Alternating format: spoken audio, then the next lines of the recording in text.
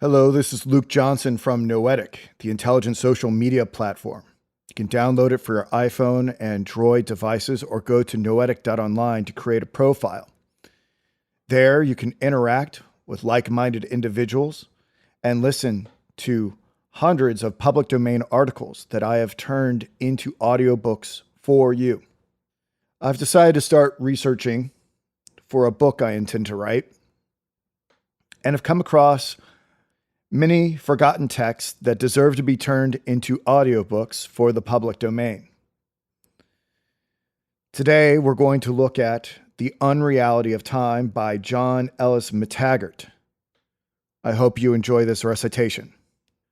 I will include a copy of the text that I'm working from wherever I post this recording, whether it be on SoundCloud, YouTube, or noetic.online. The Unreality of Time by John Ellis McTaggart. Published in Mind, a quarterly review of psychology and philosophy, 1908, 456 to 473. It doubtless seems highly paradoxical to assert that time is unreal, and that all statements which involve its reality are erroneous. Such an assertion involves a far greater departure from the natural position of mankind than is involved in the assertion of the unreality of space or of the unreality of matter. So decisive a breach with that natural position is not to be lightly accepted. And yet, in all ages, the belief in the unreality of time has proved singularly attractive. In the philosophy and religion of the East, we find that this doctrine is of cardinal importance. And in the West, where philosophy and religion are less closely connected, we find that the same doctrine continually recurs, both among philosophers and among theologians. Theology never holds itself apart from mysticism for any long period, and almost all mysticism denies the reality of time. In philosophy, again, time is treated as unreal by Spinoza, by Kant, by Hegel, and by Schopenhauer. In the philosophy of the present day, the two most important movements, excluding those which are as yet merely critical, are those which look to Hegel and to Mr. Bradley. And both of these schools deny the reality of time. Such a concurrence of opinion cannot be denied to be highly significant, and is not the less significant because the doctrine takes such different forms and is supported by such different arguments. I believe that time is unreal, but I do so for reasons which are not, I think, employed by any of the philosophers whom I have mentioned, and I propose to explain my reasons in this paper. Positions in time, as time appears to us prima facie, are distinguished in two ways. Each position is earlier than some and later than some of the other positions, and each position is either past, present, or future. The distinctions of the former class are permanent, while those of the latter are not. If M is ever earlier than N, it is always earlier. But an event which is now present was future and will be past. Since distinctions of the first class are permanent, they might be held to be more objective and to be more essential to the nature of time. I believe, however, that this would be a mistake, and that the distinction of past, present, and future is as essential to time as the distinction of earlier and later, while in a certain sense, as we shall see, it may be regarded as more fundamental than the distinction of earlier and later. And it is because the distinctions of past, present, and future seem to me to be essential for time that I regard time as unreal. For the sake of brevity, I shall speak of the series of positions running from the far past through the near past to the present, and then from the present to the near future and the far future as the A series. The series of positions which runs from earlier to later I shall call the B series. The contents of a position in time are called events. The contents of a single position are admitted to be properly called a plurality of events. I believe, however, that they can as truly, though not more truly, be called a single event. This view is not universally accepted, and it is not necessary for my argument. A position in time is called a moment. The first question which we must consider is whether it is essential to the reality of time that its events should form an A series as well as a B series.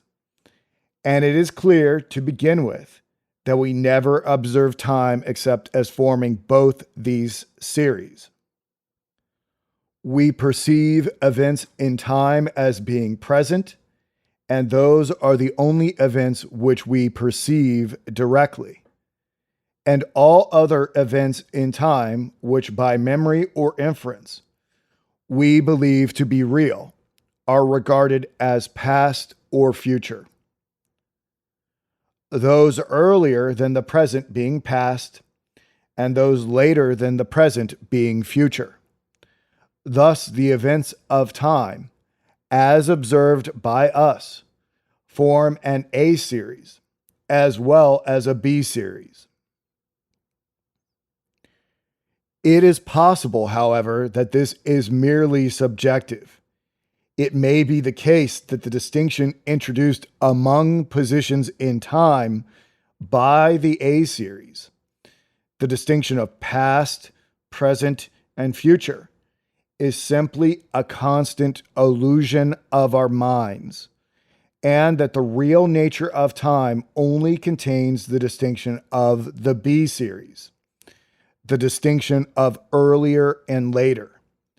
In that case, we could not perceive time as it really is, but we might be able to think of it as it really is. This is not a very common view, but it has found able supporters. I believe it to be untenable, because, as I said above, it seems to me that the A series is essential to the nature of time, and that any difficulty in the way of regarding the A series as real is equally a difficulty in the way of regarding time as real. It would, I suppose, be universally admitted that time involves change. A particular thing, indeed, may exist unchanged through any amount of time.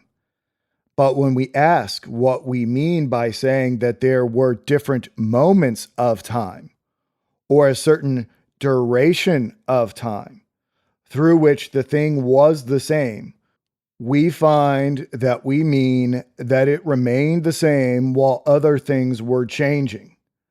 A universe in which nothing whatever changed, including the thoughts of the conscious beings in it, would be a timeless universe. If then a B series without an A series can constitute time, change must be possible without an A series. Let us suppose that the distinction of past, present, and future does not apply to reality. Can change apply to reality? What is it that changes? Could we say that in a time which formed a B series, but not an A series, the change consisted in the fact that an event ceased to be an event, while another event began to be an event? If this were the case, we should certainly have got a change. But this is impossible. An event can never cease to be an event. It can never get out of any time series in which it once is. If N is ever earlier than O and later than M, it will always be and has always been earlier than O and later than M, since the relations of earlier and later are permanent. And as by our present hypothesis, time is constituted by a B series alone, N will always have a position in a time series and has always had one. Footnote 1. It is equally true, though it does not concern us on the hypothesis, which we are now considering, that whatever is once in an A series is always in one. If one of the determinations past, present, and future can ever be applied to N, then one of them always has been and always will be applicable, though of course not always the same one. Returning to the text. That is, it will always be and has always been an event and cannot begin or cease to be an event.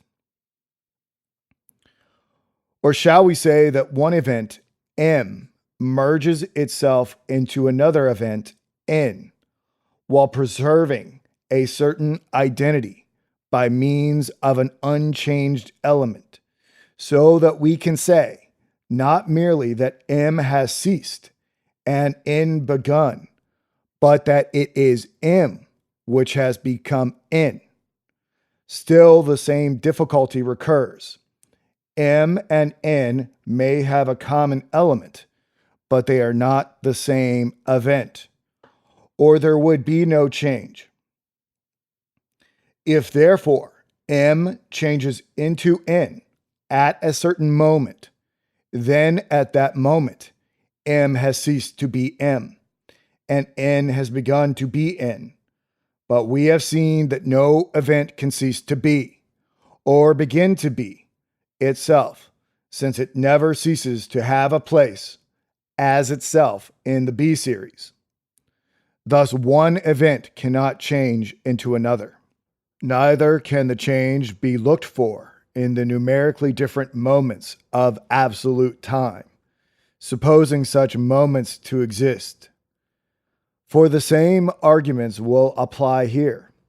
Each such moment would have its own place in the B series, since each would be earlier or later than each of the others.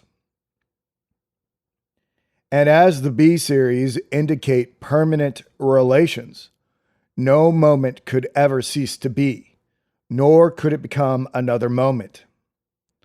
Since therefore what occurs in time never begins or ceases to be, or to be itself, and since, again, if there is to be change, it must be change of what occurs in time, for the timeless never changes. I submit that only one alternative remains. Changes must happen to the events of such a nature that the occurrence of these changes does not hinder the events from being events, and the same events both before and after the change. Now, what characteristics of an event are there which can change and yet leave the event the same event? I use the word characteristic as a general term to include both the qualities which the event possesses and the relations of which it is a term, or rather the fact that the event is a term of these relations. It seems to me that there is only one class of such characteristics, namely the determination of the event in question by the terms of the A series. Take any event, the death of Queen Anne, for example, and consider what change can take place in its characteristics. That it is a death, that it is the death of Anne Stuart, that it has such causes, that it has such effects. Every characteristic of this sort never changes. Before the stars saw one another plain, the event in question was a death of an English queen. At the last moment of time, if time has a last moment, the event in question will still be a death of an English queen. And in every respect but one, it is equally devoid of change. But in one respect, it does change. It began by being a future event. It became every moment an event in the nearer future. At last it was present, then it became past, and will always remain so, though every moment it becomes further and further past. Thus we seem forced to the conclusion that all change is only a change of the characteristic imparted to events by their presence in the A series, whether those characteristics are qualities or relations. If these characteristics are qualities, then the events, we must admit, would not be always the same, since an event whose qualities alter is, of course, not completely the same. And even if the characteristics are relations, the events would not be completely the same. If, as I believe to be the case, the relation of X to Y involves the existence in X of a quality of relationship to Y. Footnote 2. I am not asserting, as Lotze did, that a relation between X and Y consists of a quality in X and a quality in Y, a view which I regard as quite indefensible.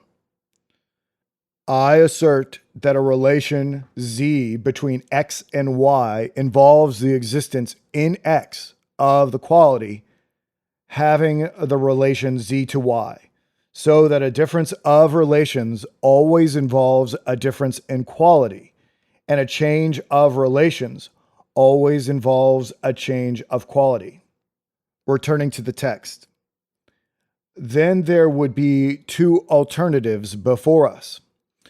We might admit that events did really change their nature in respect of these characteristics, though not in respect of any others. I see no difficulty in admitting this. It would place the determinations of the A series in a very unique position among the characteristics of the event. But on any theory, they would be very unique characteristics.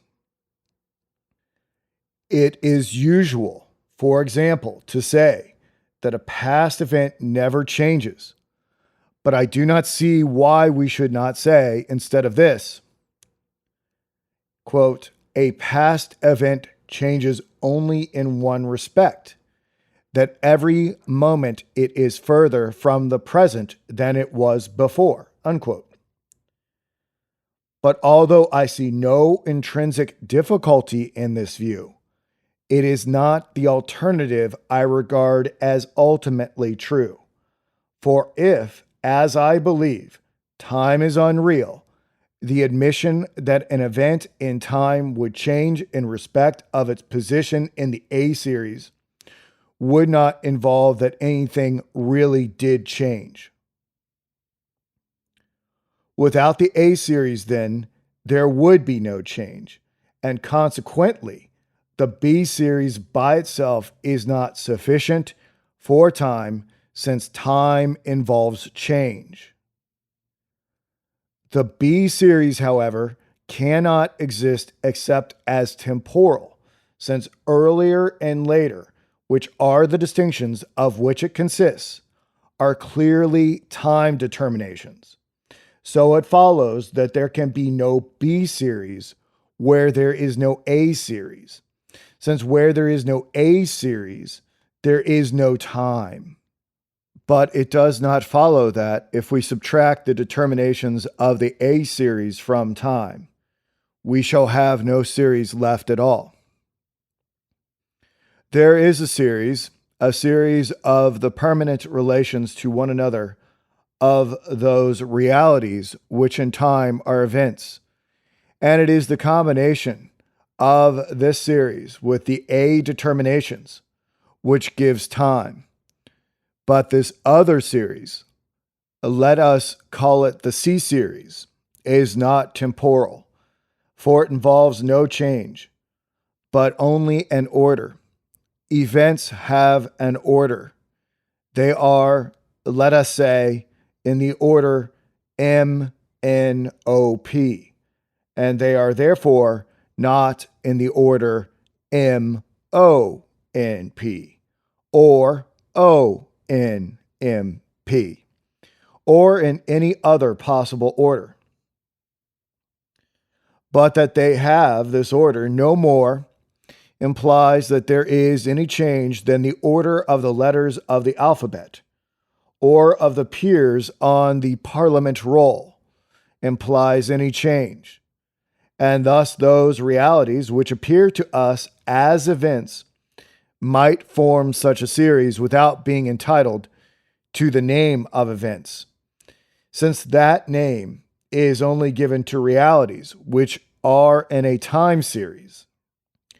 It is only when change and time come in that the relations of the C series become relations of earlier and later, and so it becomes a B series. More is wanted, however, for the genesis of a B series and of time than simply the C series and the fact of change. For the change must be in a particular direction, and the C series, while it determines the order, does not determine the direction. If the C series runs MNOP, then the B series from earlier to later cannot run MONP or MPON or any way but two.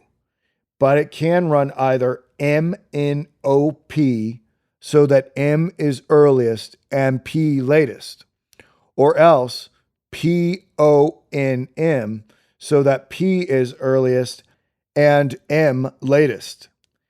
And there is nothing either in the C series or in the fact of change to determine which it will be. A series which is not temporal has no direction of its own, though it has an order. If we keep to the series of the natural numbers, we cannot put 17 between 21 and 26, but we keep to the series. Whether we go from 17 through 21 to 26, or whether we go from 26 through 21 to 17, the first direction seems the more natural to us, because this series has only one end, and it is generally more convenient to have that end as a beginning than as a termination, but we equally keep to the series in counting backward. Again, in the series of categories in Hegel's dialectic, the series prevents us from putting the absolute idea between being and causality, but it permits us either to go from being through causality to the absolute idea, or from the absolute idea through causality to being. The first is, according to Hegel, the direction of proof, and is thus generally the most convenient order of enumeration. But if we found it convenient to enumerate in the reverse direction, we should still be observing the series. A non-temporal series then has no direction in itself, though a person considering it may take the terms in one direction or in the other, according to his own convenience. And in the same way, a person who contemplates a time order may contemplate it in either direction. I may trace the order of events from the Great Charter to the Reform Bill, or from the Reform Bill to the Great Charter. But in dealing with the time series, we have not to do merely with a change in an external contemplation of it, but with a change which belongs to the series itself. And this change has a direction of its own. The Great Charter came before the Reform Bill, and the Reform Bill did not come before the Great Charter. Therefore, besides the C-series and the fact of change, there must be given, in order to get time, the fact that the change is in one direction and not in the other. We can now see that the A-series, together with the C-series, is sufficient to give us time. For in order to get change, and change in a given direction, it is sufficient that one position in the C-series should be present, to the exclusion of all others, and that this characteristic of presentness should pass along the series in such a way that all positions on the one side of the present have been present, and all positions on the other side of it will be present. That which has been present is past. That which will be present is future. Footnote 3. This account of the nature of the A-series is not valid, for it involves a vicious circle, since it uses has been and will be to explain past and future. But, as I shall endeavor to show later on, this vicious circle is inevitable when we deal with the A-series, and forms the ground on which we must reject it. Returning to the text. Thus, to our previous conclusion that there can be no time unless the A-series is true of reality, we can add the further conclusion that no other elements are required to constitute a time series except an A-series and a C-series. We may sum up the relations of the three series to time as follows. The A and B series are equally essential to time, which must be distinguished as past, present, and future, and must likewise be distinguished as earlier and later. But the two series are not equally fundamental. The distinctions of the A series are ultimate. We cannot explain what is meant by past, present, and future. We can, to some extent, describe them, but they cannot be defined. We can only show their meaning by examples. Your breakfast this morning, we can say to an inquirer, is past. This conversation is present. Your dinner this evening is future. We can do no more. The B series, on the other hand, is not ultimate. For given a C series of permanent relations of terms, which is not in itself temporal, and therefore is not a B series, and given the further fact that the terms of the C series also form an A series, and it results that the terms of the C series become a B series, those which are placed first in the direction from past to future being earlier than those whose places are further in the direction of the future. The C series, however, is as ultimate as the A series. We cannot get it out of anything else. That the units of time do form a series, the relations of which are permanent, is as ultimate as the fact that each of them is present, past, or future. And this ultimate fact is essential to time, for it is admitted that it is essential to time that each moment of it shall either be earlier or later than any other moment. And these relations are permanent. And this, the B series, cannot be got out of the A series alone. It is only when the A series, which gives change and direction, is combined with the C series, which gives permanence, that the B series can arise. Only part of the conclusion which I have now reached is required for the general purpose of this paper. I am endeavoring to base the unreality of time not on the fact that the A series is more fundamental than the B series, but on the fact that it is as essential as the B series, that the distinctions of past, present, and future are essential to time, and that if the distinctions are never true of reality, then no reality is in time. This view, whether it is true or false, has nothing surprising in it. It was pointed out above that time, as we perceive it, always presents these distinctions. And it has generally been held that this is a real characteristic of time, and not an illusion due to the way in which we perceive it. Most philosophers, whether they did or did not believe time to be true of reality, have regarded the distinctions of the A series as essential to time. When the opposite view has been maintained, it has generally been, I believe, because it was held rightly, as I shall try to show later on, that the distinctions of present, past, and future cannot be true of reality, and that consequently, if the reality of time is to be saved, the distinction in question must be shown to be unessential to time. The presumption, it was held, was for the reality of time, and this would give us a reason for rejecting the A series as unessential to time. But of course, this could only give a presumption.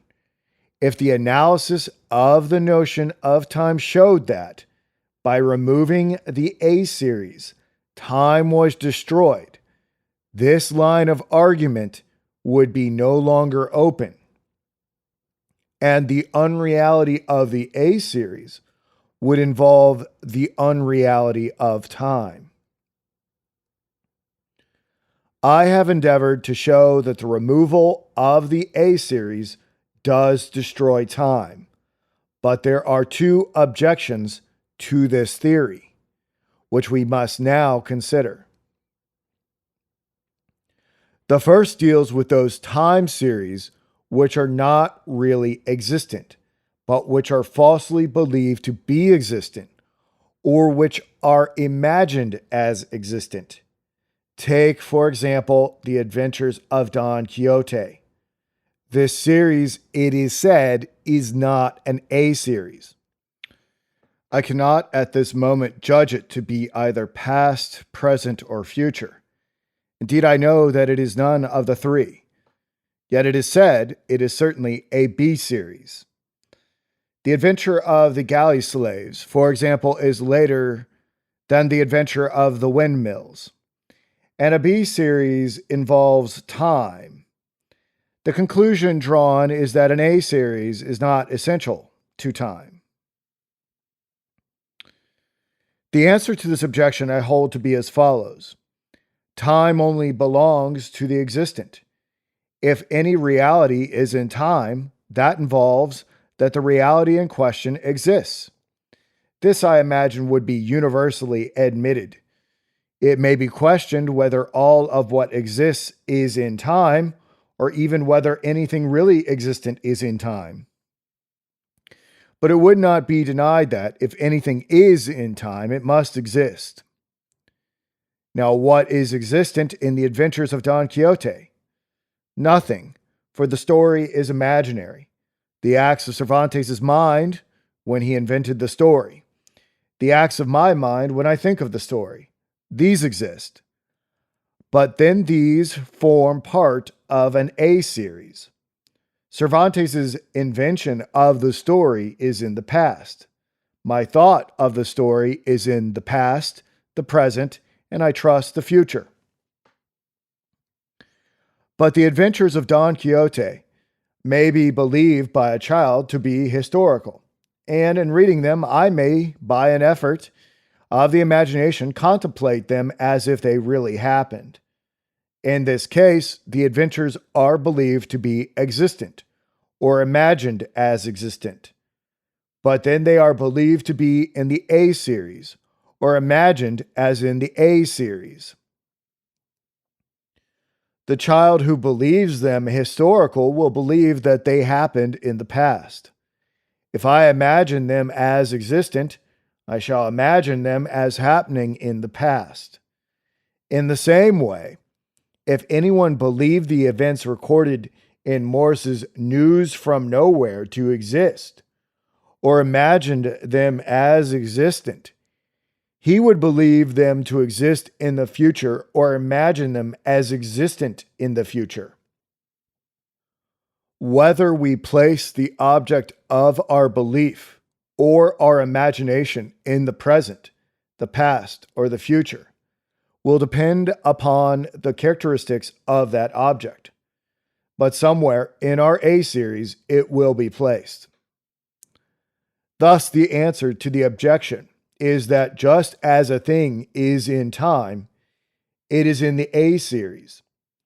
If it is really in time, it is really in the A series.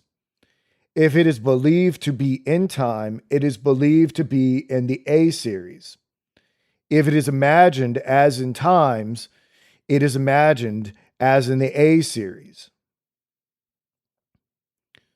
The second objection is based on the possibility discussed by Mr. Bradley that there might be several independent time series in reality. For Mr. Bradley, indeed, time is only appearance. There is no real time at all, and therefore there are not several real series of time. But the hypothesis here is that there should be within reality several real and independent time series. The objection, I imagine, is that the time series would be all real, while the distinction of past, present, and future would only have meaning within each series, and could not therefore be taken as ultimately real. There would be, for example, many presents. Now, of course, many points of time can be present. Each point in each time series is a present once, but they must be present successively. And the presence of the different time series would not be successive, since they are not in the same time. Neither would they be simultaneous, since that equally involves being in the same time. They would have no time relation whatever.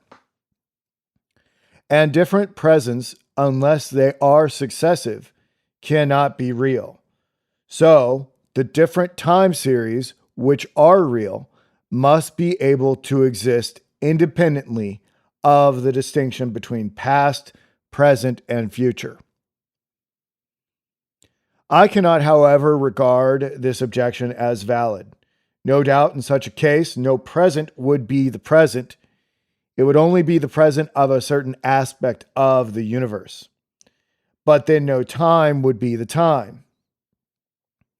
It would only be the time of a certain aspect of the universe. It would no doubt be a real time series. But I do not see that the present would be less real than the time. I am not, of course, asserting that there is no contradiction in the existence of several distinct A series. My main thesis is that the existence of any A series involves a contradiction. What I assert here is merely that, supposing that there could be any A series, I see no extra difficulty involved in there being several such series independent of one another, and that therefore there is no incompatibility between the essentiality of an A series for time and the existence of several distinct times. Moreover, we must remember that the theory of a plurality of time series is a mere hypothesis.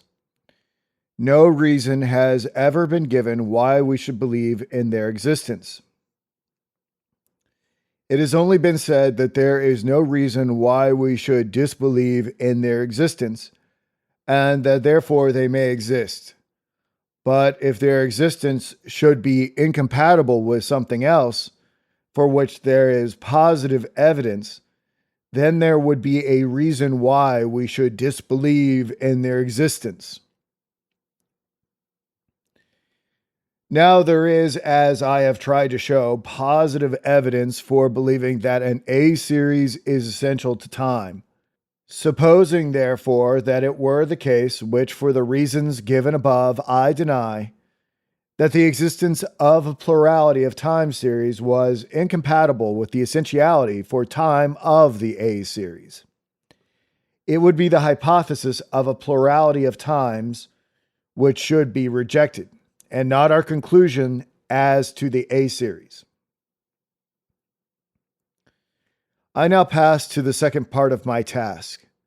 Having, as it seems to me, succeeded in proving that there can be no time without an A series, it remains to prove that an A series cannot exist, and that therefore time cannot exist. This would involve that time is not real at all, since it is admitted that the only way in which time can be real is by existing. The terms of the A series are characteristics of events. We say of events that they are either past, present, or future. If moments of time are taken as separate realities, we say of them also that they are past, present, or future. A characteristic may be either a relation or a quality. Whether we take the terms of the A series as relations of events, which seems the more reasonable view, or whether we take them as qualities of events, it seems to me that they involve a contradiction. Let us first examine the supposition that they are relations. In that case, only one term of each relation can be an event or a moment. The other term must be something outside of the time series. Footnote 4. It has been maintained that the present is whatever is simultaneous with the assertion of its presentness. The future whatever is later than the assertion of its futurity. And the past whatever is earlier than the assertion of its pastness. But this theory involves that time exists independently of the A series and is incompatible with the results we have already reached. Back to the text. For the relations of the A series are changing relations, and the relation of terms of the time series to one another do not change. Two events are exactly in the same places in the time series, relatively to one another, 1,000,000 years before they take place, while each of them is taking place. And when they are 1,000,000 years in the past, the same is true of the relation of moments to each other. Again, if the moments of time are to be distinguished as separate realities from the events which happen in them, The relation between an event and a moment is unvarying. Each event is in the same moment in the future, in the present, and in the past. The relations which form the A series then must be relations of events and moments to something not itself in the time series. What this something is might be difficult to say, but waiving this point, a more positive difficulty presents itself. Past, present, and future are incompatible determinations. Every event must be one or the other, but no event can be more than one. This is essential to the meaning of the terms, and if it were not so, the A series would be insufficient to give us, in combination with the C series, the result of time. For time, as we have seen, involves change, and the only change we can get is from future to present, and from present to past. The characteristics, therefore, are incompatible, but every event has them all. If M is past, it has been present and future. If it is future, it will be present and past.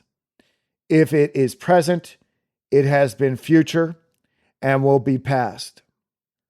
Thus, all the three incompatible terms are predicable of each event, which is obviously inconsistent with their being incompatible and inconsistent with their producing change. It may seem that this can easily be explained.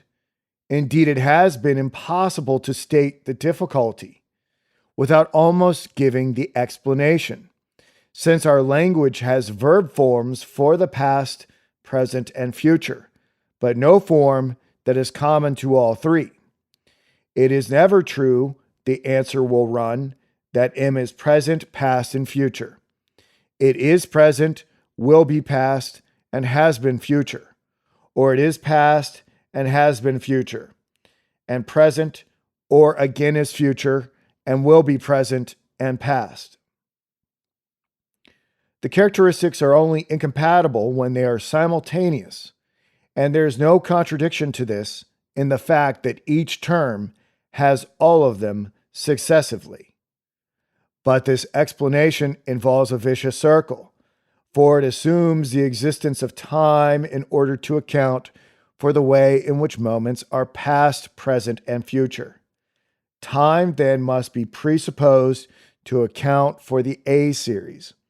But we have already seen that the A series has to be assumed in order to account for time. Accordingly, the A series has to be presupposed in order to account for the A series, and this is clearly a vicious circle. What we have done is this: to meet the difficulty that my writing of this article has the characteristics of past, present, and future, we say that it is present, has been future, and will be past. But has been is only distinguished from is by being existence in the past and not in the present, and will be is only distinguished from both by being existence in the future. Thus, our statement comes to this: that the event in question is present in the present, future in the past, past in the future. And it is clear that there is a vicious circle if we endeavor to assign the characteristics of present, future, and past by the criterion of the characteristics of present, past, and future. The difficulty may be put in another way, in which the fallacy will exhibit itself rather as a vicious infinite series than as a vicious circle, if we avoid the incompatibility of the three characteristics by asserting that M is present, has been future, and will be past. We are constructing a second A series, within which the first falls, in the same way in which events fall within the first. It may be doubted whether any intelligible meaning can be given to the assertion that time is in time. But in any case, the second A series will suffer from the same difficulty as the first, which can only be removed by placing it inside a third A series. The same principle will place the third inside a fourth, and so on without end. You can never get rid of the contradiction, for by the act of removing it from what is to be explained, you produce it over again in the explanation, and so the explanation is invalid. Thus, a contradiction arises if the A series is asserted of reality, when the A series is taken as a series of relations. Could it be taken as a series of qualities, and would this give us a better result? Are there three qualities: futurity, presentness, and pastness? And are events continually changing the first for the second and the second for the third? It seems to me that there is very little to be said for the view that the changes of the A series are changes of qualities. No doubt my anticipation of an experience M, the experience itself, and the memory of the experience are three states, which have different qualities, but it is not the future M, the present M, and the past M, which have these three different qualities. The qualities are possessed by three distinct events: the anticipation of M, the experience M itself, and the memory of M, each of which is in turn future, present, and past. Thus, this gives no support to the view that the changes of the A series are changes of qualities. But we need not go further into this question. If the characteristics of the A series were qualities, the same difficulty would arise as if they were relations. For as before, they are not compatible, and as before, every event has all of them. This can only be explained as before by saying that each event has them successively, and thus the same fallacy would have been committed as in the previous case. Footnote 5. It is very usual to present time under the metaphor of a spatial movement. But is it to be a movement from past to future, or from future to past? If the A series is taken as one of qualities, it will naturally be taken as a movement from past to future, since the quality of presentness has belonged to the past states and will belong to the future states. If the A series is taken as one of relations, it is possible to take the movement either way, since either of the two related terms can be taken as the one which moves. If the events are taken as moving by a fixed point of presentness, the movement is from future to past. Since the future events are those which have not yet passed the point, and the past are those which have, if presentness is taken as a moving point successively related to each of a series of events, the movement is from past to future. Thus we say that events come out of the future, but we say that we ourselves move towards the future. For each man identifies himself especially with his present state, as against his future or his past, since the present is the only one of which he has direct experience. And thus the self, if it is pictured as moving at all, is pictured as moving with the point of presentness along the stream of events from past to future. Returning to the text, we have come then to the conclusion that the application of the A series to reality involves a contradiction, and that consequently, the A series cannot be true of reality. And since time involves the A series, it follows that time cannot be true of reality. Whenever we judge anything to exist in time, we are in error. And whenever we perceive anything as existing in time, which is the only way in which we ever do perceive things, we are perceiving it more or less as it really is not. We must consider a possible objection.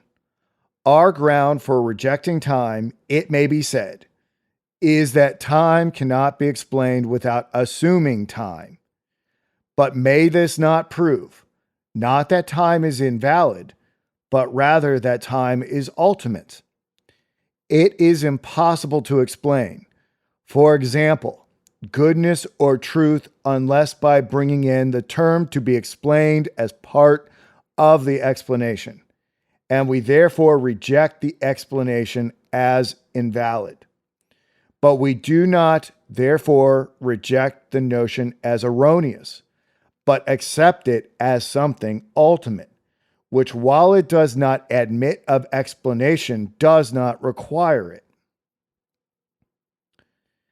But this does not apply here. An idea may be valid of reality, though it does not admit of a valid explanation. But it cannot be valid of reality if its application to reality involves a contradiction. Now, we began by pointing out that there was such a contradiction in the case of time, that the characteristics of the A series are mutually incompatible and yet all true of every term. Unless this contradiction is removed, the idea of time must be rejected as invalid.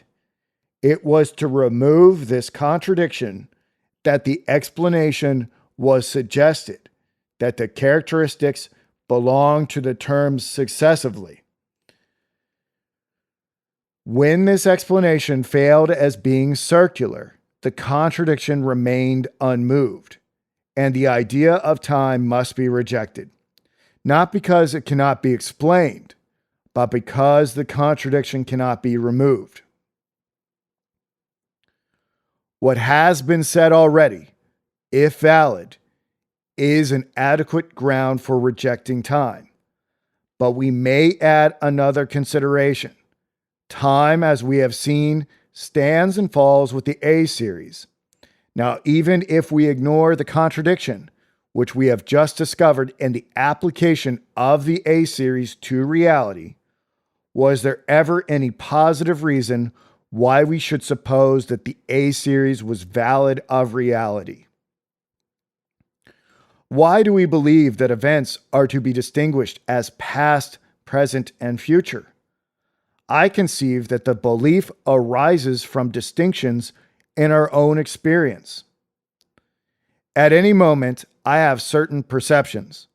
I have also the memory of certain other perceptions, and the anticipation of others again. The direct perception itself is a mental state qualitatively different from the memory or the anticipation of perceptions.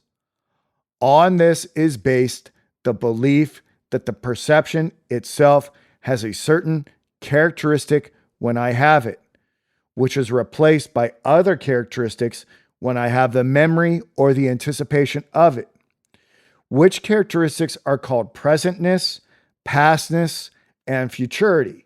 Having got the idea of these characteristics, we apply them to other events.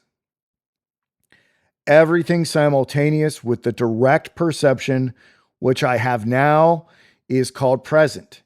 And it is even held that there would be a present if no one had a direct perception at all. In the same way, acts simultaneous with remembered perceptions, or anticipated perceptions are held to be past or future. And this again is extended to events to which none of the perceptions I now remember or anticipate are simultaneous. But the origin of our belief in the whole distinction lies in the distinction between perceptions and anticipations or memories of perceptions. A direct perception is present when I have it, and so is what is simultaneous with it. In the first place, this definition involves a circle, for the words "when I have it" can only mean when it is present. But if we left out these words, the definition would be false, for I have many direct presentations, which are at different times and which cannot, therefore, all be present except successively. This, however, is the fundamental contradiction of the A series, which has been already considered. The point I wish to consider here is different. The direct perceptions which I now have are those which now fall within my specious present. Of those which are beyond it, I can only have memory or anticipation. Now, the specious present varies in length according to circumstances, and may be different for two people at the same period. The event M may be simultaneous both with X's perception, Q, and Y's perception, R. At a certain moment, Q may have ceased to be part of X's specious present. M, therefore, will at that moment be past. But at the same moment, R may still be part of Y's specious present. And therefore, M will be present at the same moment at which it is past. This is impossible if indeed the A series was something purely subjective. There would be no difficulty. We could say that M was past for X and present for Y, just as we could say that it was pleasant for X and painful for Y. But we are considering attempts to take time as real, as something which belongs to the reality itself, and not only to our beliefs about it. And this can only be so if the A series also applies to the reality itself. And if it does this, then at any moment M must be present or past. It cannot be both. The present through which events really pass, therefore, cannot be determined as simultaneous with the specious present. It must have a duration fixed as an ultimate fact. This duration cannot be the same as the duration of all specious presents, since all specious presents have not the same duration, and thus an event may be past when I am experiencing it as present, or present when I am experiencing it as past. The duration of the objective present may be the 1,000th part of a second, or it may be a century, and the accessions of George IV and Edward VII may form part of the same present. What reason can we have to believe in the existence of such a present, which we certainly do not observe to be a present, and which has no relation to what we do observe to be a present? If we escape from these difficulties by taking the view, which has sometimes been held, that the present in the A series is not a finite duration, but a mere point separating future from past, we shall find other difficulties as serious. For then the objective time in which events are will be something utterly different from the time in which we perceive them. The time in which we perceive them has a present of varying finite duration, and therefore, with the future and the past, is divided into 3 durations. The objective time has only 2 durations, separated by a present which is nothing but the name in common with the present of experience, since it is not a duration but a point. What is there in our experience which gives us the least reason to believe in such a time as this? And so it would seem that the denial of the reality of time is not so very paradoxical after all. It was called paradoxical because it seemed to contradict our experience so violently, to compel us to treat so much as illusion, which appears prima facie to give knowledge of reality. But we now see that our experience of time, centering as it does about the specious present, would be no less illusory if there were a real time in which the realities we experience existed. The specious present of our observations, varying as it does from you to me, cannot correspond to the present of the events observed. And consequently, the past and future of our observations could not correspond to the past and future of the events observed. On either hypothesis, whether we take time as real or as unreal, everything is observed in a specious present, but nothing, not even the observations themselves, can ever be in a specious present. And in that case, I do not see that we treat experience as much more illusory when we say that nothing is ever in a present at all than when we say that everything passes through some entirely different present. Our conclusion, then, is that neither time as a whole nor the A series and B series really exist. But this leaves it possible that the C series does really exist. The A series was rejected for its inconsistency, and its rejection involved the rejection of the B series. But we have found no such contradiction in the C series, and its invalidity does not follow from the invalidity of the A series. It is therefore possible that the realities which we perceive as events in a time series do really form a non-temporal series. It is also possible, so far as we have yet gone, that they do not form such a series, and that they are in reality no more a series than they are temporal. But I think, though I have no room to go into the question here, that the former view, according to which they really do form a C series, is the more probable. Should it be true, it will follow that in our perception of these realities as events in time, there will be some truth as well as some error. Through the deceptive form of time, we shall grasp some of their true relations. If we say that the events M and N are simultaneous, we say that they occupy the same position in the time series. And there will be some truth in this, for the realities which we perceive as the events M and N do really occupy the same position in a series, though it is not a temporal series.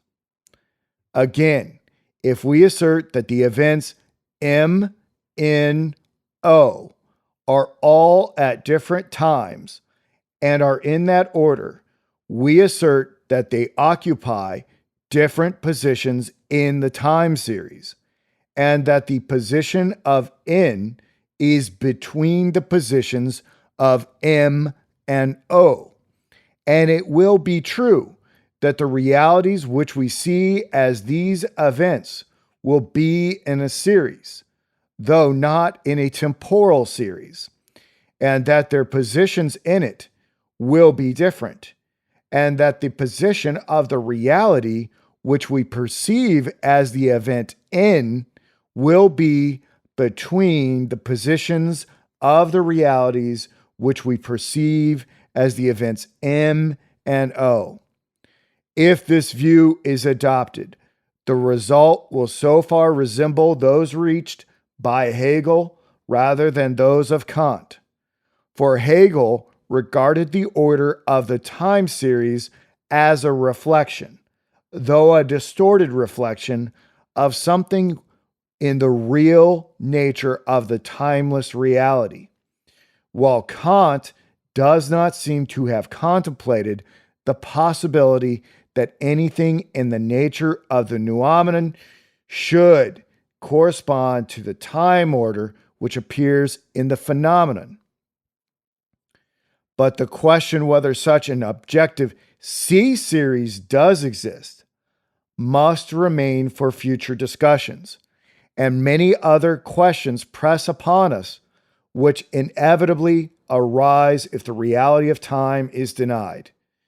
If there is such a C series, are positions in it simply ultimate facts, or are they determined by the varying amounts in the objects which hold those positions of some quality which is common to all of them? And if so, what is that quality? And is it a greater amount of it which determines things to appear as later, and a lesser amount which determines them to appear as earlier? Or is the reverse true? On the solution of these questions, it may be that our hopes and fears for the universe depend for their confirmation or rejection. And again, is the series of appearances in time a series which is infinite or finite in length? And how are we to deal with the appearance itself? If we reduce time and change to appearance, must it not be to an appearance which changes and which is in time? And is not time then shown to be real after all? This is doubtless a serious question, but I hope to show hereafter that it can be answered in a satisfactory way. This concludes the reading. I would appreciate it if you would download the Noetic app. You can download this recording there and take it with you at no charge at the present moment. Have a wonderful day.